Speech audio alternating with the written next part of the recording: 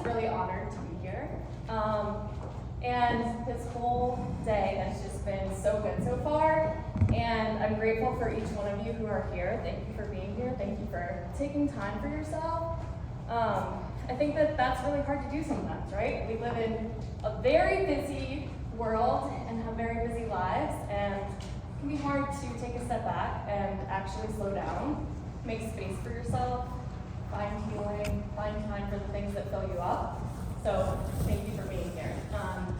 Everyone here, I have just very appreciated the honesty and openness and presence of everyone today. So keep it up, you're doing great.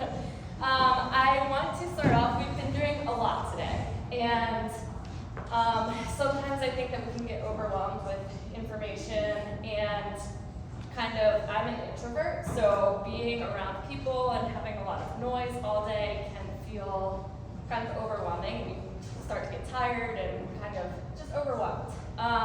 So I want to start this off with some breathing. I know that we've already done some breathing today, but we're going to do some more breathing. So find a comfortable seat. I invite you to close your eyes if it's comfortable for you. And I am a fan. I have two favorite breathing exercises. One is breathing in through your nose for 4 seconds, holding for 4 seconds, and then breathing out through your mouth for 8 seconds. So it looks like holding, and then further out. It's hard to take a deep breath and inhale for long when you're really nervous. So we're going to do that together. We're going to do about 5 rounds of breathing in through your nose for 4 seconds, hold for 4 seconds, and then you're going to exhale through your mouth, make like you're blowing out candles for 8 seconds. So let's go ahead and do that. Hold, breathe out.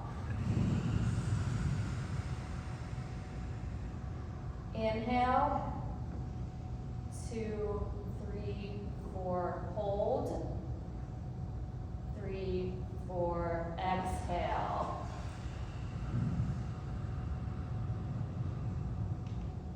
Good, inhale, 2, 3, 4, hold, 3, 4, exhale.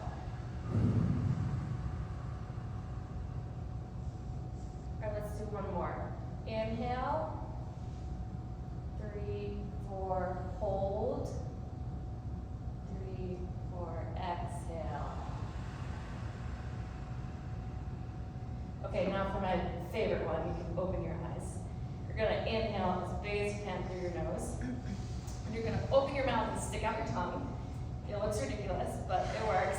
And you're gonna do, it's called a lion's breath. So you're gonna inhale. Let it all out. All right, do it again and look at your neighbor this time. Inhale.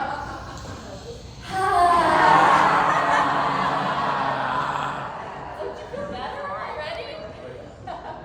That's my favorite. Okay. All right, so I'm Abby Mallard. A little bit about me you already heard. And I just really appreciate what Jill and Mary were talking about having the honest conversations with your kids, because I did not have that growing up. And I grew up in a very strict, conservative household where everything was pushed under the rug, nothing was talked about, and I was not taught any type of healthy coping mechanisms growing up, right? So I wasn't even taught to have a relationship with my body. It was just, my family was very religious, so it was, my body was a temple, I was supposed to take care of it. Anxiety and depression were not real things. God's got it, is what I heard all the time. And it was just like you were supposed to let go and let God. Which, if that works for you, fantastic. But I need real strategies. Like I need things that I can do when I'm in the midst of a panic attack or depression, where I can tangibly take control of my thoughts, my body, my breathing. And one reason I wanted to start out with breath work this morning is, or this afternoon now, is because breathing has become a very big part of my healing and my journey. It's one of the things that I can do that gets me back into my body instead of being all up in my thoughts and in my mind.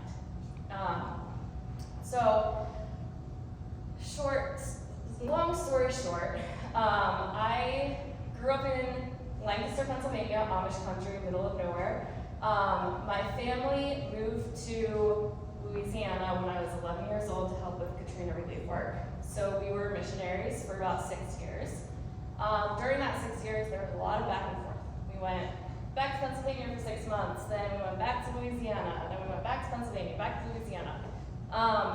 Ended up in Louisiana for about 4 years straight.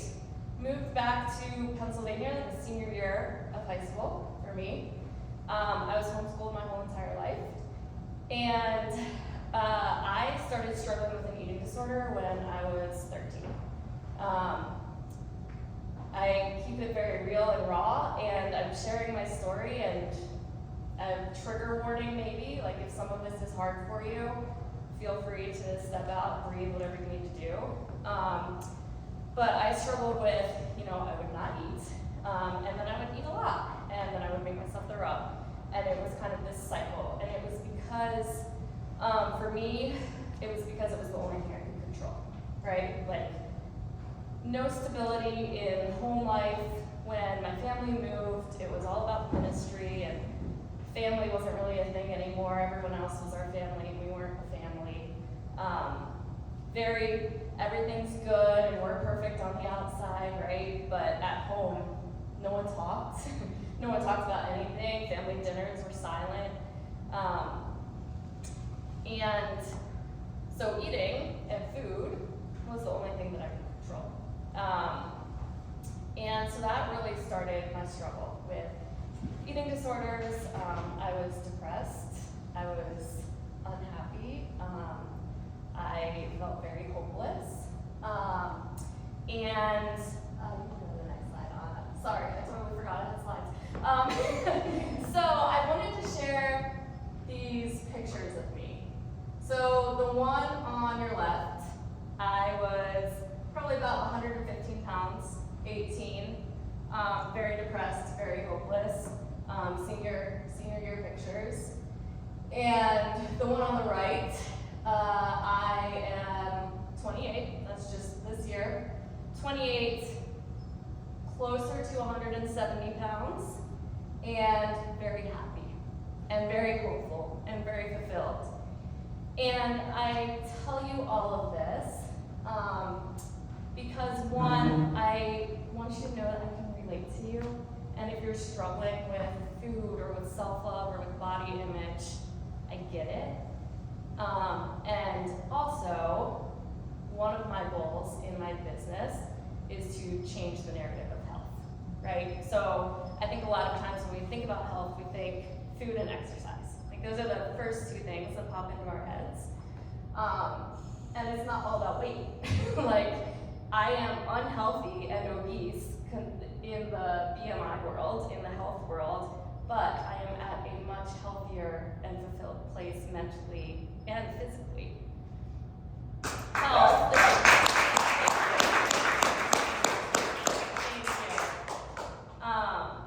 Health is not just about the food that you're eating or the movement that you're getting. It's a culmination of every single thing that makes up your life, right? It's your environment, it's your sleep, it's your water, it's your community, it's your spiritual health, your emotional health, every single thing. And I am very, very, very, very grateful to not struggle anymore. And I'm very grateful for the people that I had in my life to help me heal from that. Health to me is about freedom. And specifically today we're going to be talking about food freedom and self-love, but it's about freedom. It's about freedom in being who you are, in having a good relationship with food and with your body and with the people around you. And I want to encourage you, if you're in the midst of a struggle, I want to share just this little piece of my story. I'm not going to share a lot of my healing story, but when I was 18 and finally ready to ask for help, I wrote my mom a letter because I couldn't talk.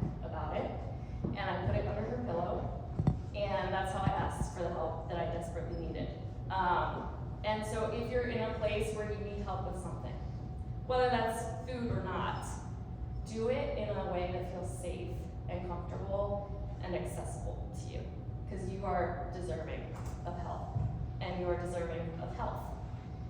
Okay, next slide. So, what do you think about when you hear food freedom? What are some words that kind of like come to mind? Not counting calories. Access, not counting calories. Enjoyment. And I'm feeling guilty. Yeah. Enjoyment, not feeling guilty. No good foods, no bad foods. Yeah, no good foods, no bad foods. I love that. I'm gonna have energy thinking about it. Like that obsessive thinking. Yeah. I just think about the emoji that's drooling. Yes, Mary. Oh, this is so good. Yes. Yeah. Anything else? You could live to eat as well as eat to live. Yes. And you could have food be fuel and food be tasty goodness. Preach. Yeah. Food is fuel and food is enjoyment. Yeah. All right. Next slide. So the definition of freedom. I searched this while putting this presentation together and found this on Google. But these were my favorite definitions of freedom: the state of not being imprisoned or enslaved, and unrestricted use of something. And the first one, the state of not being imprisoned or enslaved, I think of that, like you said, Shannon, the over-obsessing, the thoughts, the always, like, when I was in the midst of my eating disorder, I was a slave to that bitch. Like, that was all that my thoughts were, that was all that I was worried about. It was food, food, food, food. There was no room for enjoyment or other things in life. Like, it was just about food. And so I love the definition of not being imprisoned or enslaved, because it's freedom. It's like, you don't have to worry about it. And then the unrestricted use of something. So, sure, we can get to a point where we're overeating and it's unhealthy, but I like the unrestricted, as in so many of us struggle with diets and restricting our intake, restricting the foods that we allow ourselves to eat. Who doesn't let themselves eat dessert sometimes because they're following a certain diet? Yeah, I've been there, yeah.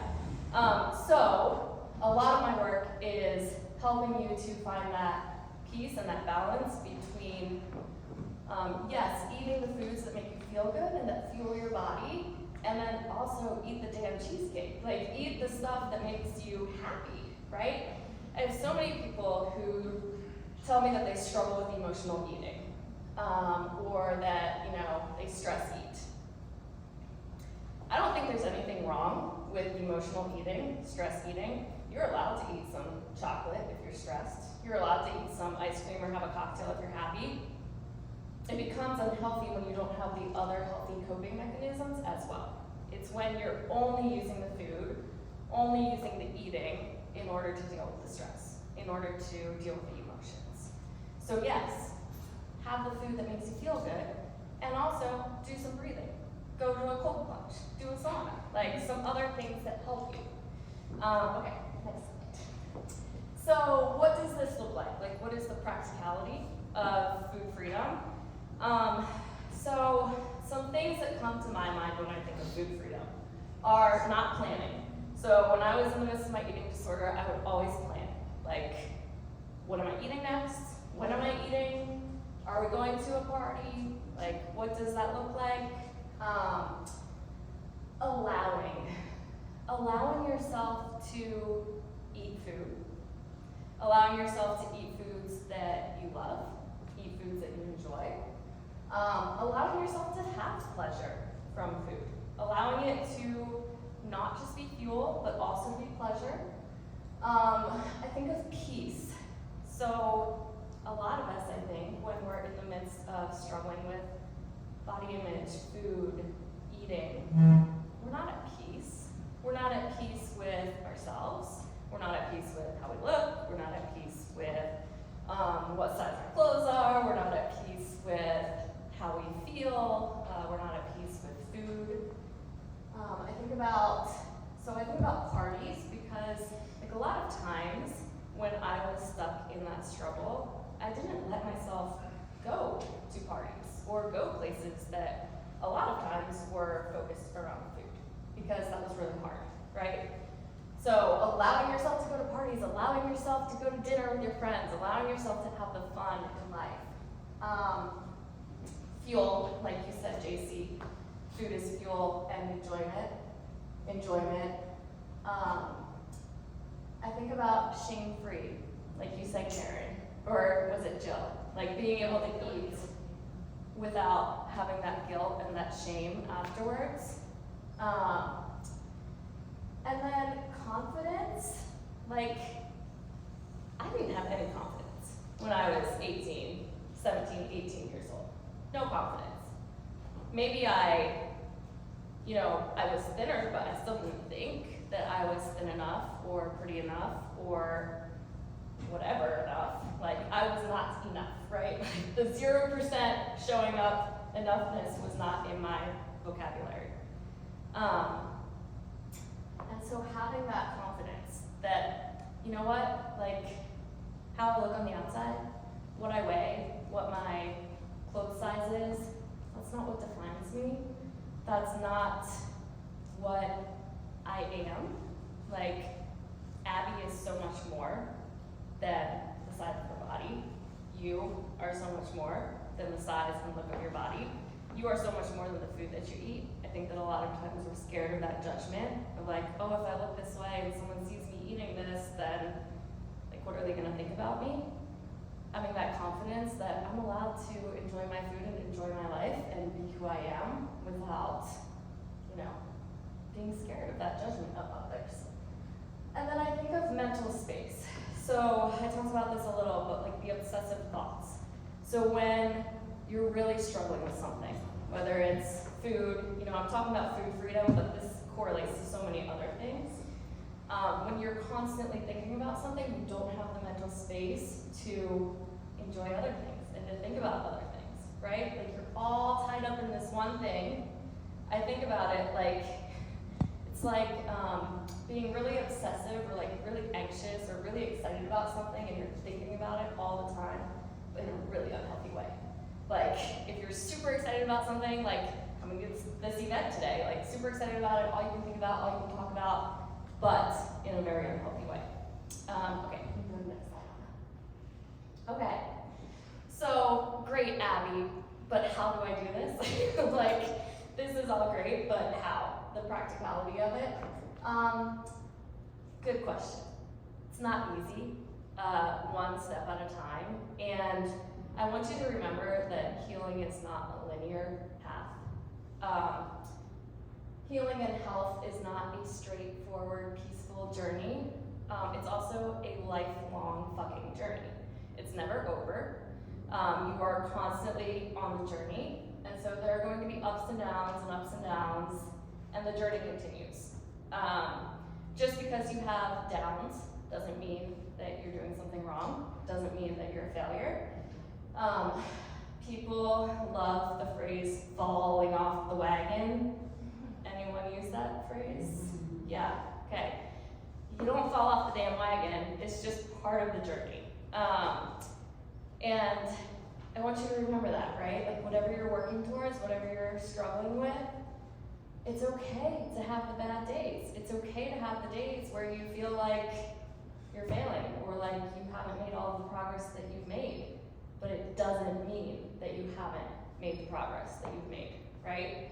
It just means you're having a bad day, and that's okay. Okay, next slide. So some practical ways that you can kind of work through this for yourself. And I had Shannon hand out some worksheets for you. This is just for you to kind of look over and take some notes, some small snippets of what I'm talking about today.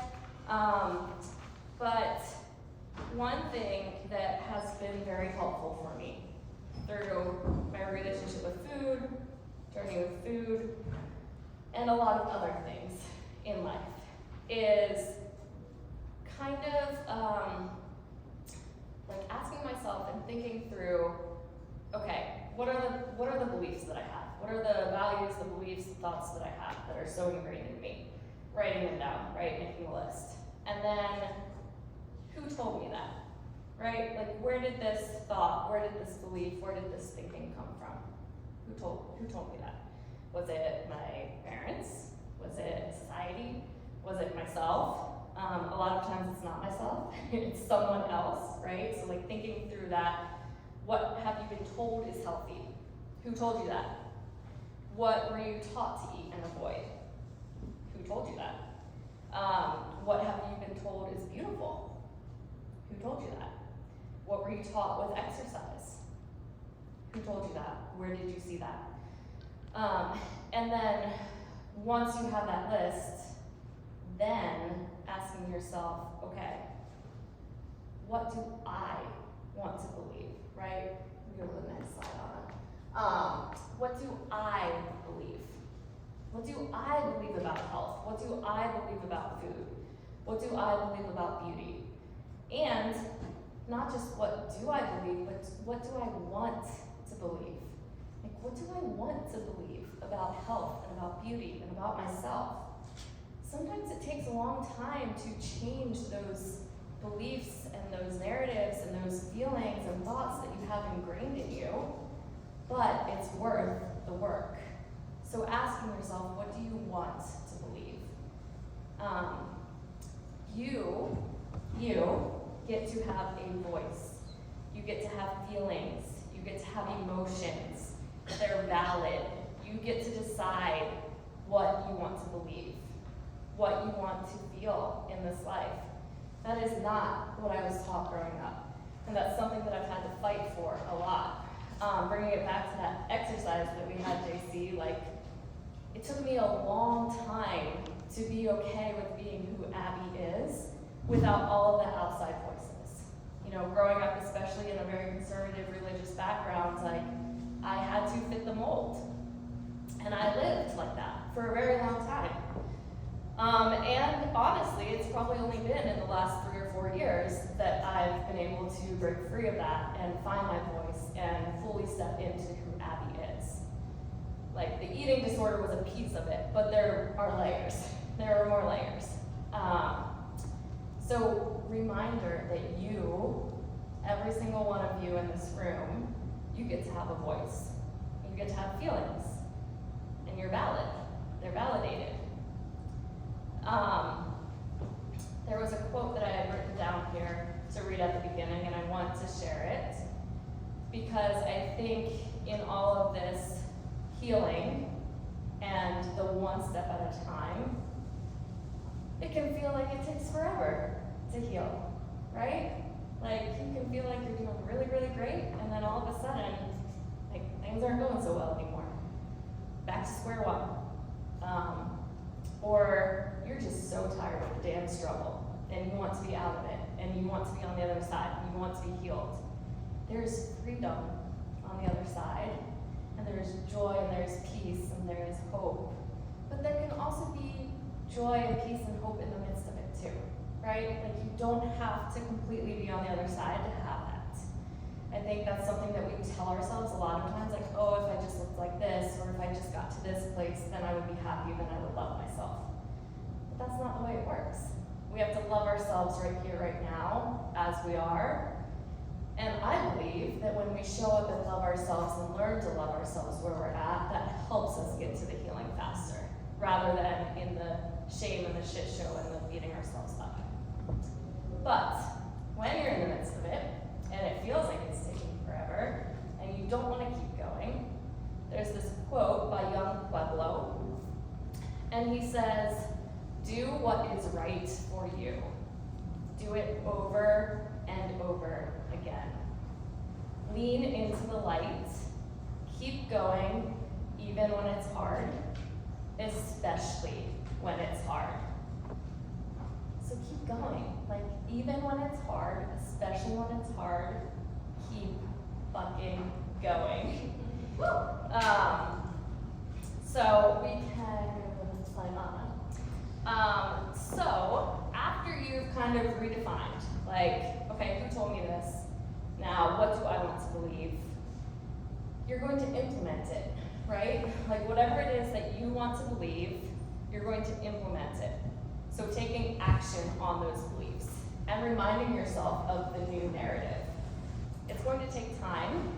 I like to put up sticky notes or write on my mirror and put things places that I'm going to see it. You can even set, if you're on your phone a lot, set a reminder that pops up with the reminder of what you want to believe. But implementing that, right? Implementing it into your life. Take action, one habit and one change and one goal at a time. I like to stress this one thing at a time because I have a lot of clients that I work with and they want to just change it all, right? Like make all the changes and get to where I want to be and it's all going to be great. What happens when you try to change multiple things at once is you start to feel overwhelmed.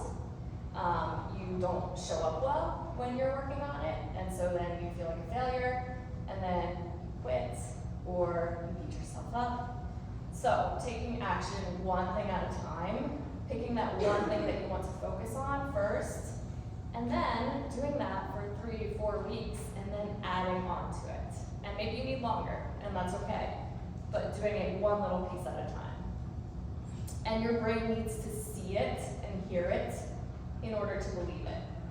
So we believe what we hear all the time, right? That's what we start to believe. Or what we see all the time, that's what we start to believe.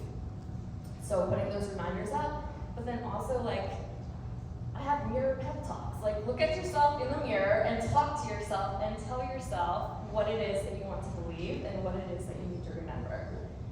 You might feel silly at first, like that's okay, but it really does help. Okay, slide. And the biggest thing in all of this is to love yourself throughout the process. Love yourself throughout. Have compassion for yourself. Have grace for yourself. It's real easy for us to have a lot of compassion and a lot of grace for everyone else. Like you're having a bad day? Okay, I got you. You're good. I'm having a bad day. What the fuck's wrong with me? Right? Like we beat ourselves up. We are our own worst critics so often. And so having that same compassion and grace that you have for everyone else and having it for yourself as well. So, another question for you. What do you think of when you hear self-love?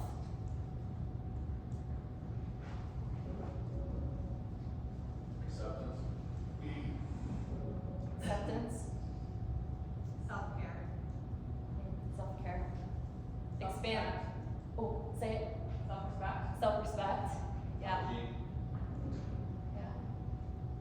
I used to think it meant like self-help, and I was like, I don't need help. But now it's like the biggest part of my day life.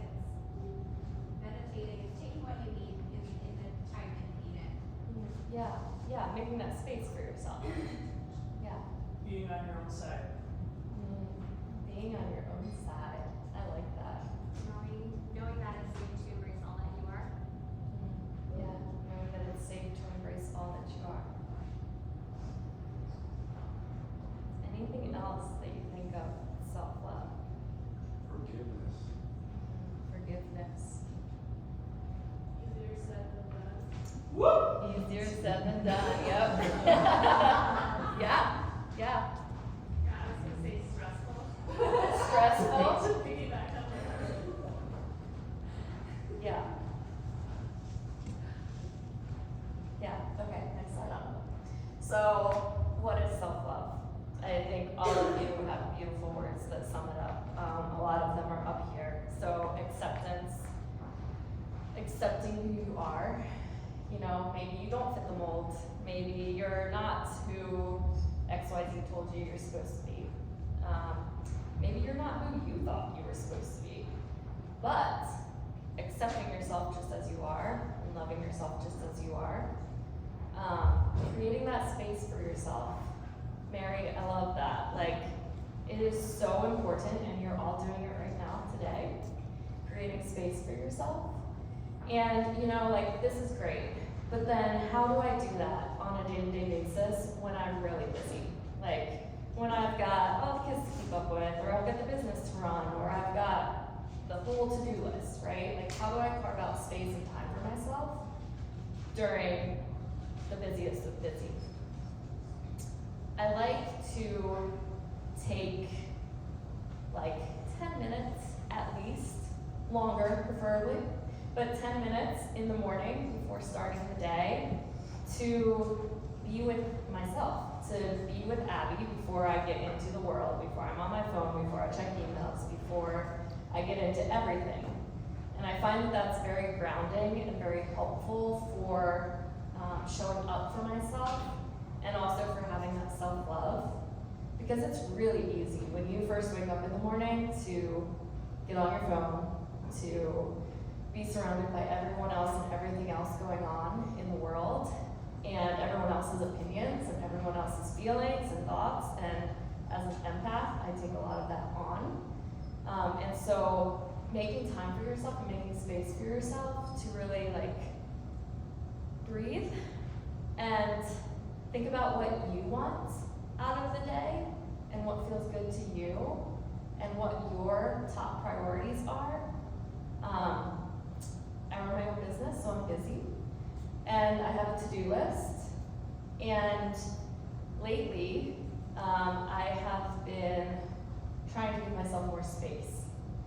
And I think that sometimes, a lot of times, busy is thought to be like this great thing, right? Like it means that you are successful and you're accomplished and you're doing all the things if you're busy. But I've been checking myself on that because I think a lot of times I stay busy just to look like I'm doing all of the things, right? And I'm not creating that space for myself. And so on my to-do list, I will look at it and I will ask myself, okay, like what is top priority? What really needs to get done today? And then also like, what doesn't matter? Like what is just fluff that's on there because I feel like I have to keep up the busyness and just go, go, go. So I encourage you, like if that's something that you struggle with, always being busy, create that space for yourself. Being able to slow down and have time to breathe, to be in your mind, all of it is so helpful. And it's hard too. Like it's hard to be with your thoughts and to be with yourself sometimes. But the only way out is through, right? Like we've been talking about. And so being able to sit and be still and be quiet with yourself. When I think about self-love, a big thing that I think about is making yourself a priority. And that's partly what I just talked about, but making yourself a priority, right? Like it's okay to be selfish sometimes. We were talking about that earlier. It is okay to be selfish and to make time for yourself and to do the things that you need for your healing and for your filling up. It is okay to make yourself a priority. We take care of everyone else and everything else a lot of times, and that's a beautiful thing. That's beautiful to take care of other people and to show up well for other people. But you also have to show up for yourself. And I always say that self-care and self-love and making yourself a priority is not selfish.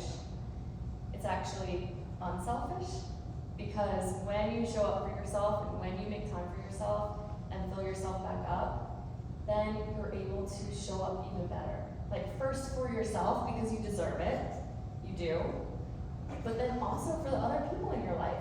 Like you show up better as a partner, as a business owner, as a leader, as a sibling, as a friend, when you're taking care of yourself and showing up as your best self.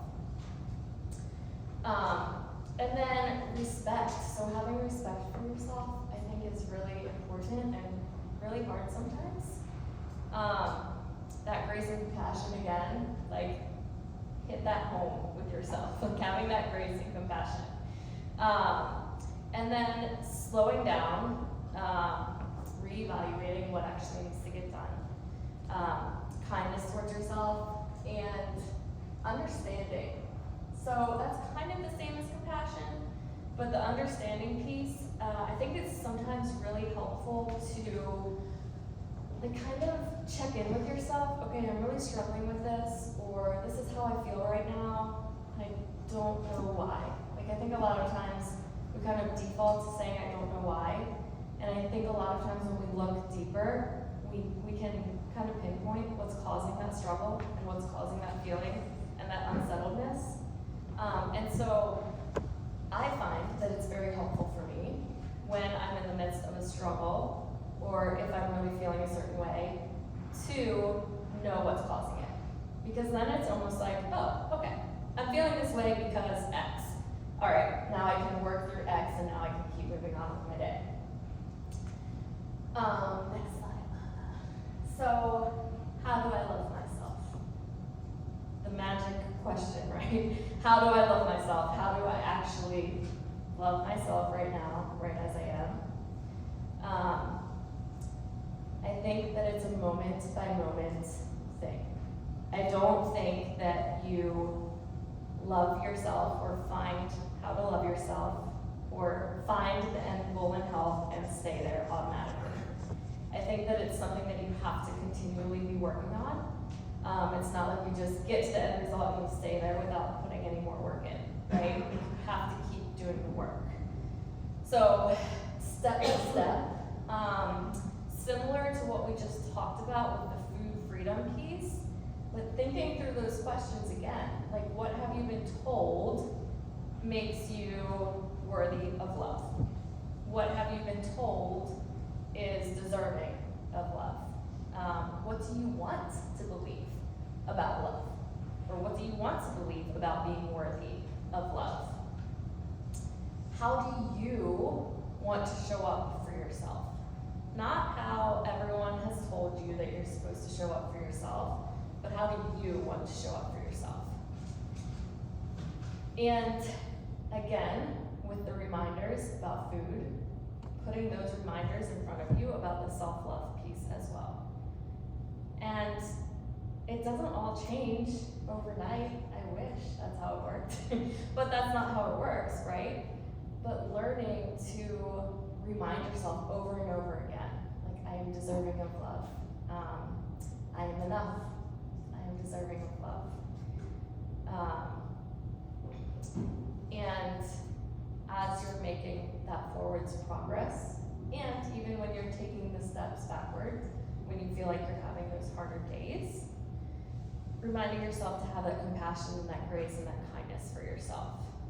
Just like you would for anyone else. Like, you know, you've probably heard that treat yourself like you would your best friend. And that applies here. Like, if your best friend came to you and told you that she was really struggling, or he was really struggling with loving himself, like what would you say to them? And then say that to yourself as well. Okay, next slide.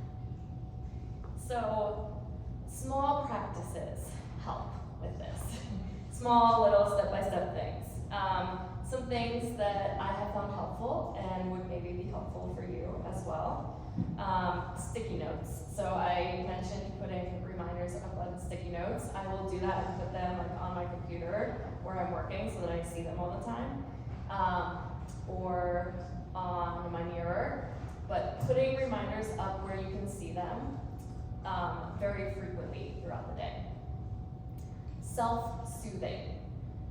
This has been very helpful for me as of late in my healing journey. Self-soothing, you know, I think a lot of times when we're struggling with something, we kind of automatically run to someone else to help us feel better, or we turn to something else to help us feel better. I have had panic attacks, and that is kind of like my go-to. It's like, if I'm having a panic attack, if I get around other people, then I feel better. And that is great, but working with a therapist, she told me, she was like, I don't want that to be your first response. She's like, if it gets to that point, that's okay, but first, like, turn inward and see what you can do for yourself, right? Like, learning how to be safe in your body, learning how to love and support yourself, and then maybe having like a go-to show that makes you laugh, or going on a walk, something that helps to soothe or distract your mind. And then if it comes to it, like, yes, reach out to someone, a professional, a friend, someone that you feel safe with. But practicing those self-soothing practices. And something that has been very helpful for me is you want to practice the self-soothing even when you're not in the midst of like the panic and anxiety and struggle, right? Because when you practice it, then you know how to do it. When you're in the midst of like freaking out, you don't remember how to do things. You're not gonna wanna try something new. Like, that's not where your mind is. It's on the freak out, stressor, whatever it is. So practicing those self-soothing activities, practices that you have while you're feeling good and safe so that you have them in your back pocket. I call it my toolbox for when you're having a hard time. You time. So this is something that I call it you time. It's something that I work on with all of my clients, is just creating that little bit of space for yourself throughout the day. So maybe it's like the 10 minutes that I talked about in the morning. Maybe it's going for a walk in the afternoon. Like Shannon, you said you unplug from your phone at 2 to 3 and go on a nature walk, like something like that. But something that you can fit into your day-to-day practice that is time for you to fill up. Support. You want to surround yourself with supportive, kind, beautiful people. I just moved to Charlotte last year, and one of the things that has been hard, and is hard with moving to a new place, is building that community, right? But when we moved, I had just come out of a very toxic community, and I told myself and my husband, I was like, I don't want to just jump into community to have community. Like, I want to find the people who are going to support me and accept me for who I am, and have them surrounding me, not just the first people who are interested in Abby, right? And so finding that support, finding those people, Cadre is a great place to find those people. But having those people in your life who are going to support you. And then media breaks is something that I really try to do. I am not a news person. My husband is, and he watches the news most of the time, and he fills me in on things that are going on. But with running my business, I'm on social media a lot as well. And so taking those breaks, like unplugging from everything going on in the world, and then also when I'm in with everything going on in the world, reminding myself, like, yes, there's a lot going on, and it's pretty crappy sometimes, but also there's a lot of beauty in life, like right here, right now. And how can I do what I can do and control what I can control, but then let go of the rest and find the beauty of where I'm at. And then I really love being a kid. So like the cold plunge, the sauna, dancing, things that are like that childlike spirit in ourselves, like allowing yourself to do that. That is so healing for your soul.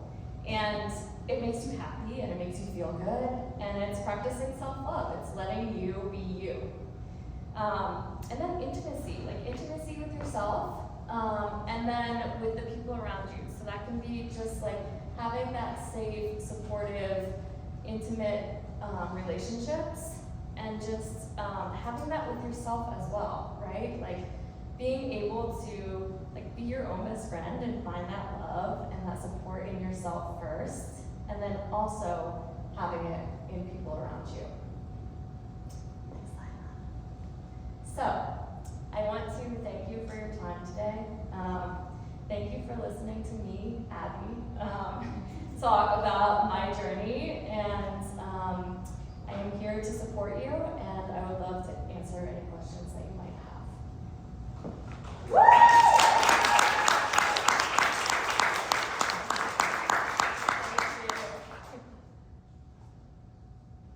Luke.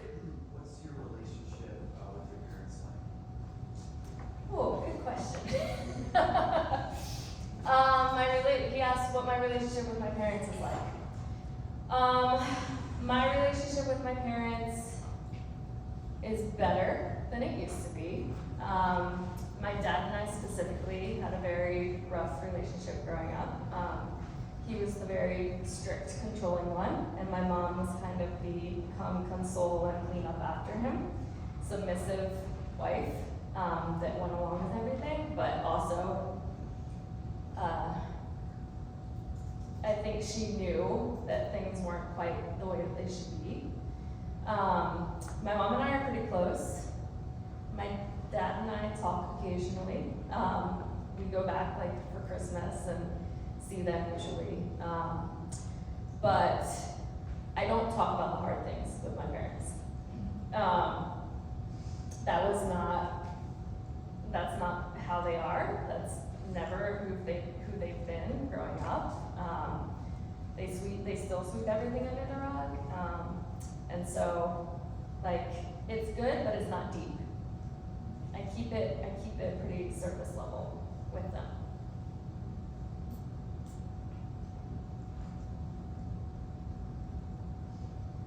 Yeah. Yes. I just blanked and totally forgot your name, Rachel. I'm Rachel. At first, thank you for talking about this topic. I've struggled with eating disorder for more than half my life, and I think it's still really stigmatized. And it's hard to talk about. I think it's also hard to understand for folks that haven't been through an eating disorder. And so I guess like something that I grapple with a lot is like how to bring these conversations into spaces where there either is still stigma or a lot of misunderstanding. And I think a lot about kids. I think a lot about teenagers and young people who not only are exposed to, I wasn't exposed to social media, you weren't exposed to social media, and we still struggle with these things as teenagers. So it's not just about what we see online, it's what we hear from our peers, what we talk about, and what our values and priorities are.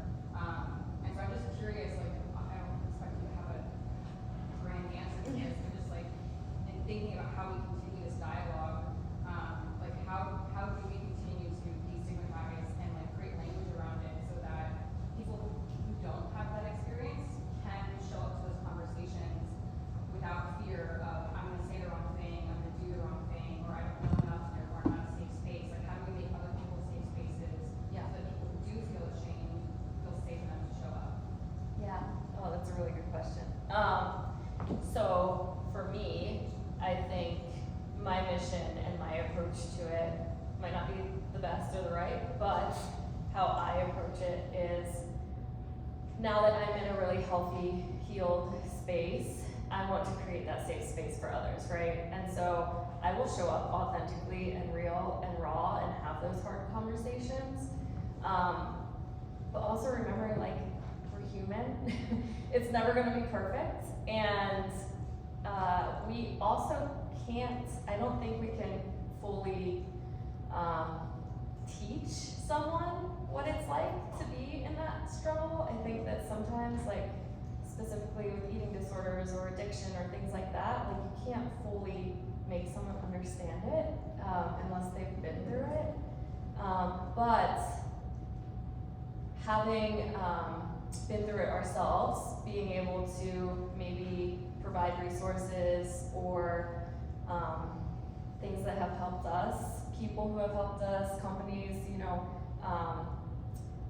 to give those to the people who don't fully understand it so that when they're in a situation that they still maybe have those resources to give.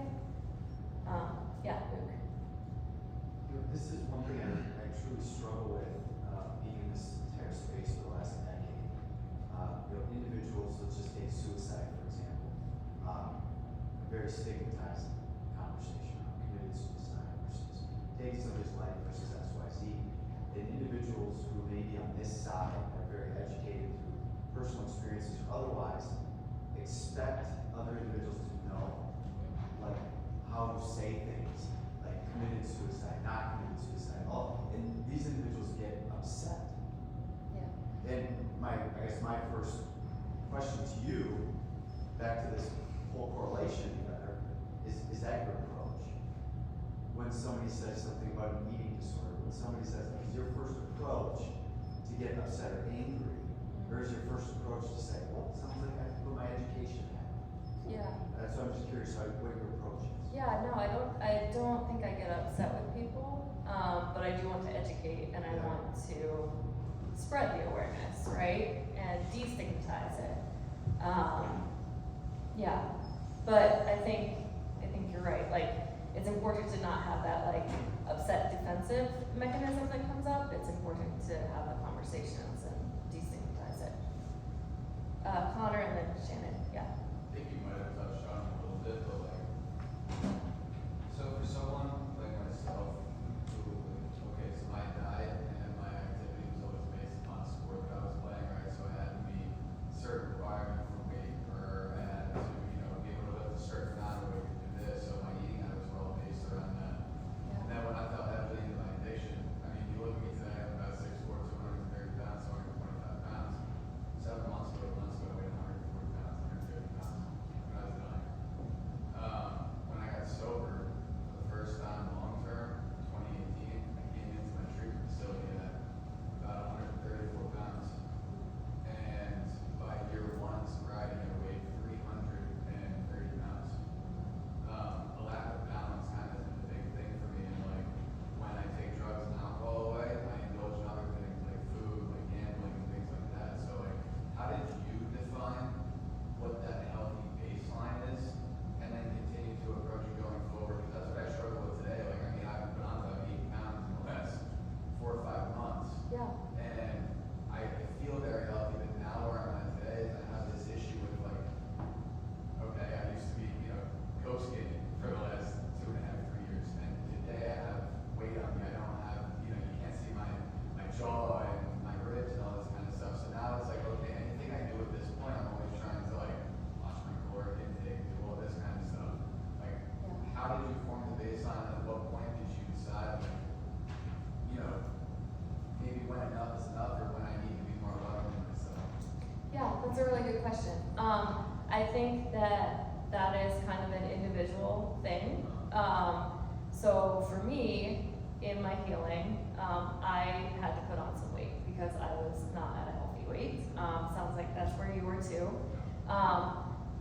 Going back to the, you know, indulging and coping and, you know, going into those other habits because you're not using drugs or alcohol, that's where like those healthy coping mechanisms come in, right? So that you're not just turning to the food.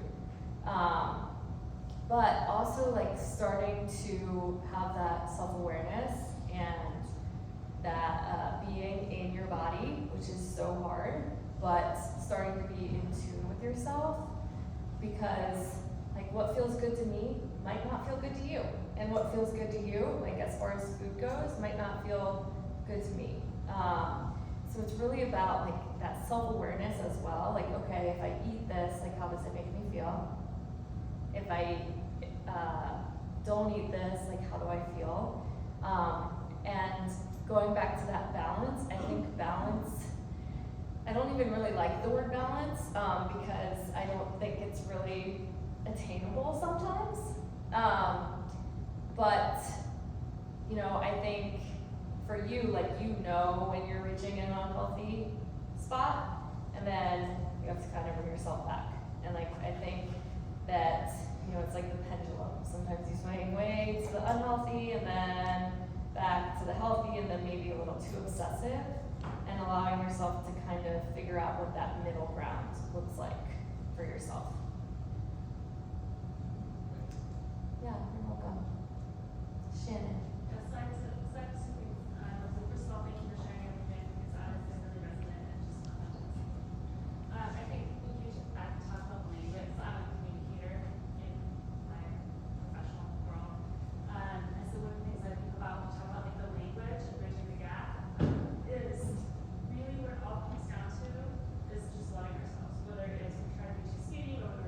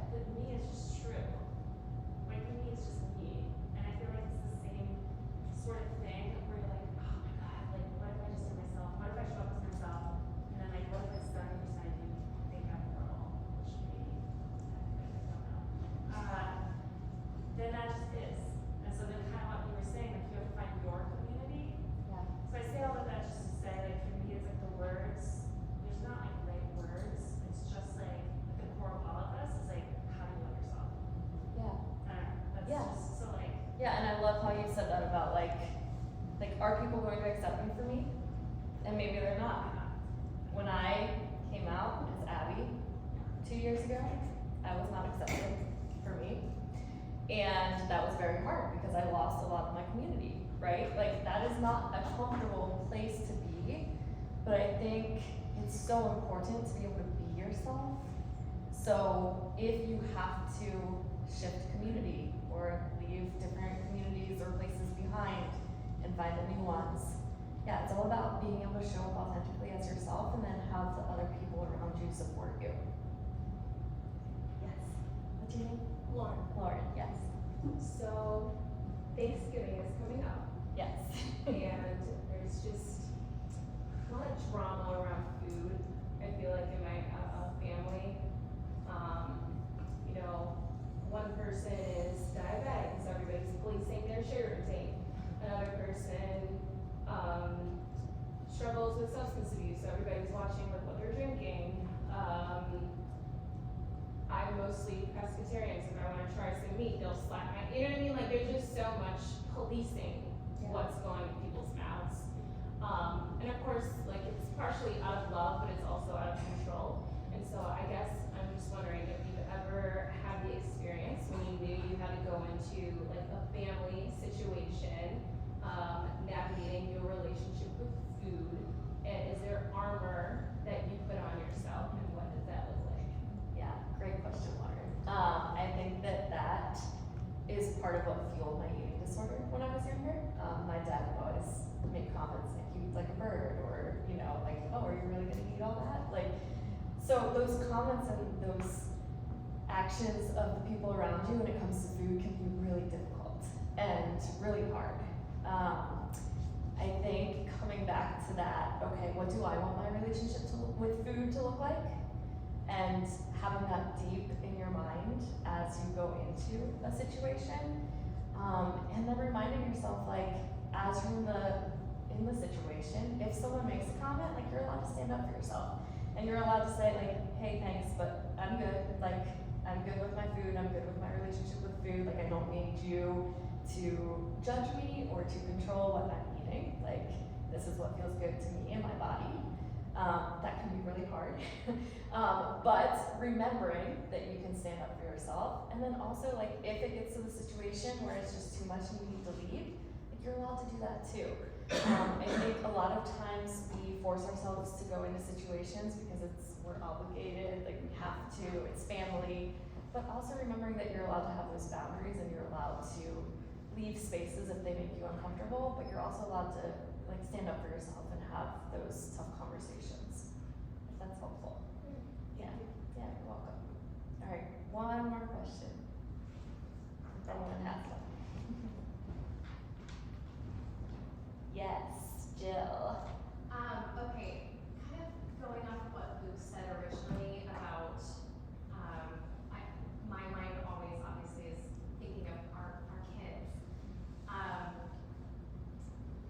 If you see someone that is, in your opinion, unwell, like you can physically see that they're emaciated or whatever that may be, what is the approach to teach us as adults, but also kids, to check in on them? Like, what is appropriate, what isn't?